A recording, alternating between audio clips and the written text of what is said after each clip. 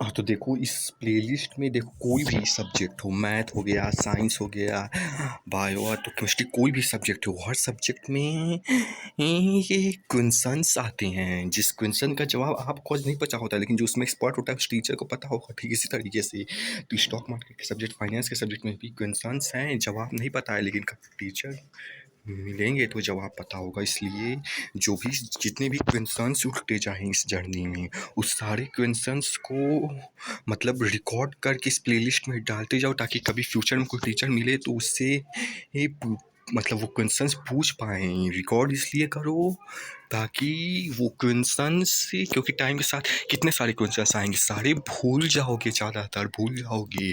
और वो क्वेश्चन सही हुए तो वो गलती कर दोगे, क्योंकि वो क्वेश्चंस भूल गए, अगर वो सही होगा तो वो जो भूल गए तो वो गलती कर देंगे।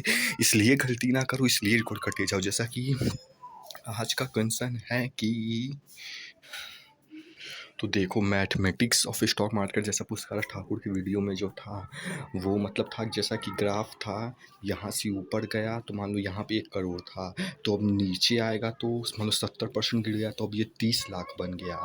तो अगर 70% पहले कितना रिटर्न दे भी दिया तो भी ये अब 30 लाख पे 70% मिलेगा। इसलिए अब 1 करोड़ नहीं बनेगा, अब 30 लाख पे जितना 70% मिलेगा उतना मान लो 45, तो ऐसे जितना भी 70% होगा 45-42 लाख मिलेगा।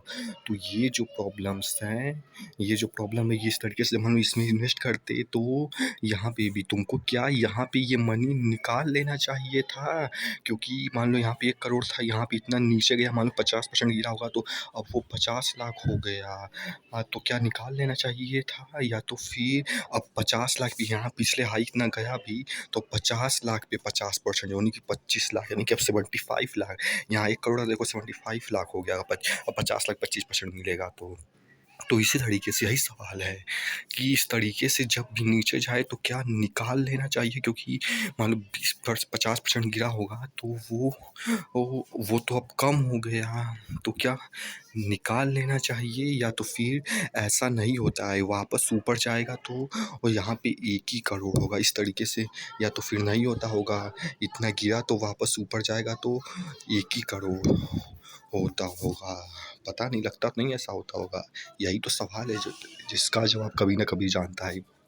देखो जो भी मिले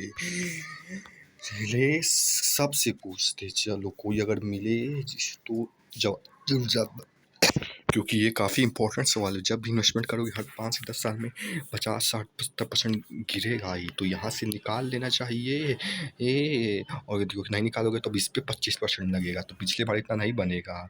या तो फिर दूसरा ये हो सकता है, क्योंकि कोई बोला नहीं है निकालना चाहिए, कोई नहीं बोला कि निकालना चाहिए जल्दी, तो यानी कि और वो लोग किए जैसे ये स्विंग ट्रेडर ही किया होगा, यानी वो नहीं बोला है, तो यानी कि यहाँ पे वापस जाने पे ये 1 करोड़ वापस बन जाता होगा। यही तो सवाल का जवाब जानना है, कभी ना कभी जानूंगा ज़रूर, अगले 1-2 साल के अंदर ही जान जाऊँगा।